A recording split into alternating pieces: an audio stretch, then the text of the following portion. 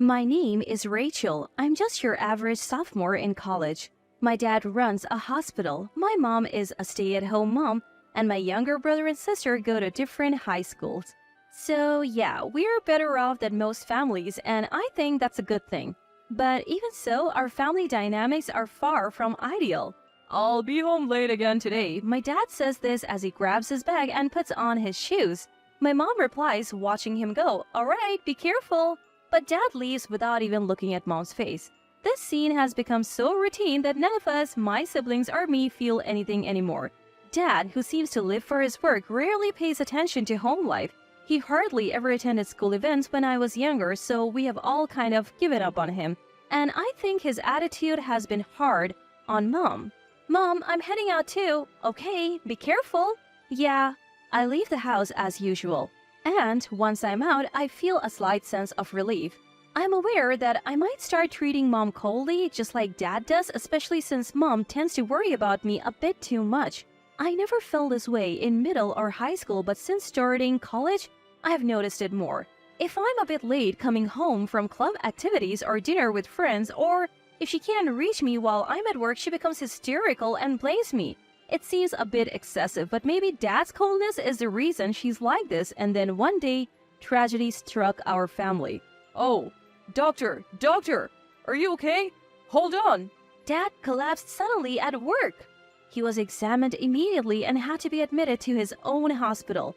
Apparently, it was a temporary episode caused by overwork. Thankfully, with proper rest, he'll be fine.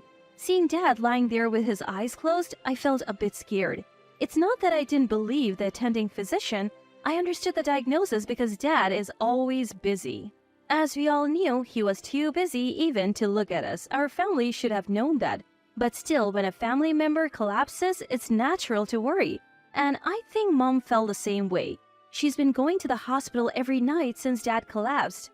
Oh, Rachel, you're home early today. Yeah, one of my classes got cancelled. I see, your dad was awake just a moment ago, but he's asleep again. Mom says this with a gentle look on her face, but I can see she's clearly exhausted. It's no wonder with all the housework and hospital visits. Why don't you go home and rest, Mom? I can stay with Dad. We have leftovers for dinner, so you don't have to worry about that. When I say this, Mom looks a bit surprised and then nods in agreement. Really? Then maybe I will. Thank you. As she says this, Mom stands up from her chair and reaches for the door to leave the hospital room. But before opening it, she turns back to me and says, "Rachel, make sure you come home before it gets too late." "Okay, I will." With a slight smile, Mom nods and quickly opens the door so as not to wake Dad, then leaves the room. Mom's really tired, isn't she? I murmur to myself as I sit in the chair Mom was just in, looking at Dad's sleeping face. I never knew he looked like this when he sleeps. But that's understandable. I have never known any other version of Dad than the workaholic who's always busy. When I get home, surprisingly, my sister Natalie is already there. "Hey sis, you just got home?" "Yeah, what about you, Natalie? No club activities today?" "Nope, we had a practice match yesterday, so dinner or shower first?" Natalie asks, twirling around in her petite frame. Seeing my cute sister, I feel a bit relieved and say with a small smile, "Let's go with dinner first. Have you eaten yet?" "Yeah, I already ate. Christian is probably still studying at school. He should be back soon, though." It's exactly 7 p.m. My brother Christian will probably be home around 7:30 at the earliest. "Alright, change into your loungewear and come to the living room. I prepared my special menu for today." "Didn't we have leftovers from yesterday?" "Yeah, but it felt a bit bland, so I made some salad and soup too." The table is set with yesterday's leftovers along with freshly made salad and soup. "Thanks, Natalie. It's delicious," I say with a slightly relaxed tone. Natalie washes the dishes with a slightly shy smile. "Where's Mom?" "She already went to bed. Didn't even have dinner. Is she not feeling well?" "I don't know. She was already asleep in her room when I got home, and there were no dinner dishes, so I guess she didn't eat. She must be really tired." "I see." I murmur, looking down at my dinner, searching for the right words. Then Natalie speaks up with a somewhat serious tone. Hey sis?" "Yeah, what's up?" "Don't you think Mom's been acting a bit strange lately?" "Do you think so?" As I'm about to continue, Natalie, who has finished washing the dishes, sits down and says, She is visiting Dad way too much. I get that she's worried, but he collapsed from overwork. She doesn't have to go every day. Isn't that a bit excessive? Well, that's just Mom being overly concerned, I start to say, searching for the right words to follow, but Natalie interrupts. Also, I accidentally saw what was in Mom's bag when she was going to visit Dad the other day, and guess what I found? She places something on the table that she took out of her pocket. What is this? A few days later, after my college classes are all done, my mobile phone rings. It's Mom's number on the display. Hello, what's up? Rachel? Mom? What do I do? He is... With a shaky voice, as if she's on the verge of hyperventilating, Mom tells me that Dad has passed away. Upon hearing this, I cancel all my plans and head to the hospital. When I arrive, I go to the room where Dad had been sleeping and open the door. Inside, the attending physician, the nurse in charge, and Mom are all looking down at Dad, who has his eyes closed. Noticing me, the attending physician speaks up.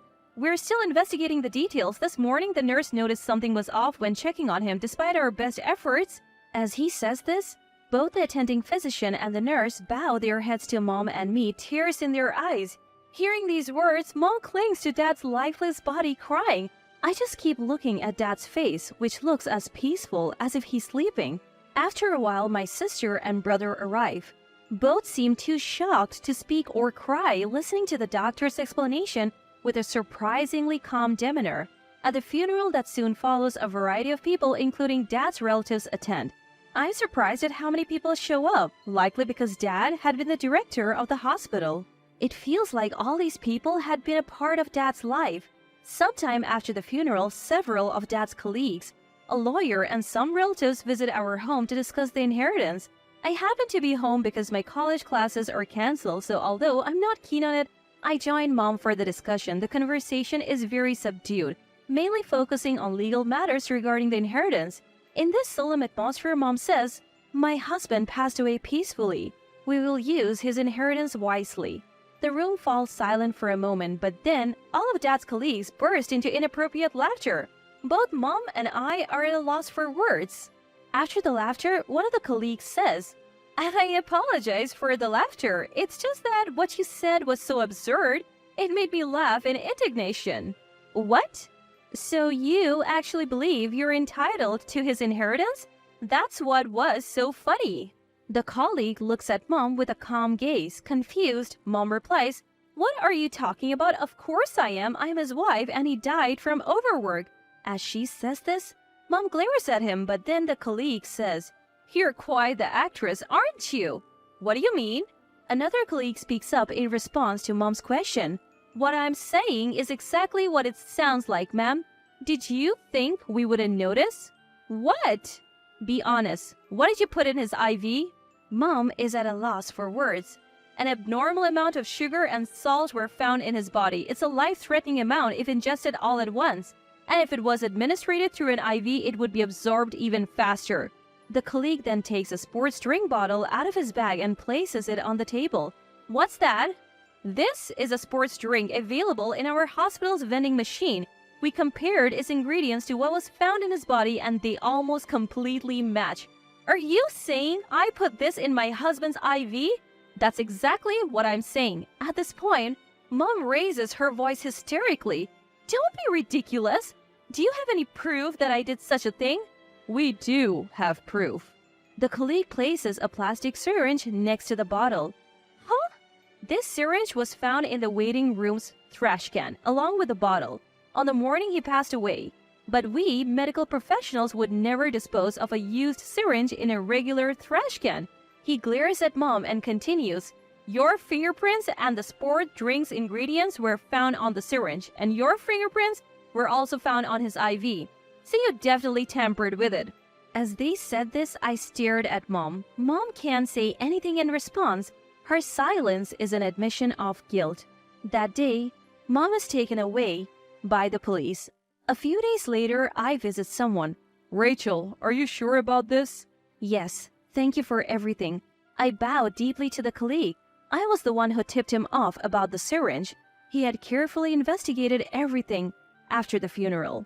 "If it weren't for the janitor telling me about the syringe, I wouldn't have known either, but But I feel guilty for taking your mother away from you. It's okay. The mom at that time was no longer our mom. I bow again. I could only think of Mom, who had shed fake tears at the funeral, as a stranger now. Later, I visited Mom once to ask her why she did it. Then Mom, it's obvious, if everything had gone as planned, all his inheritance would have been mine. I have been enduring and pretending all this time. Muttering to herself, Mom was clearly unhinged. Seeing her like this confirmed that her tears, words, and actions had all been lies. I realized she could never be part of the family again. Now, my siblings and I are living with our paternal grandfather. I hope to have a real family this time.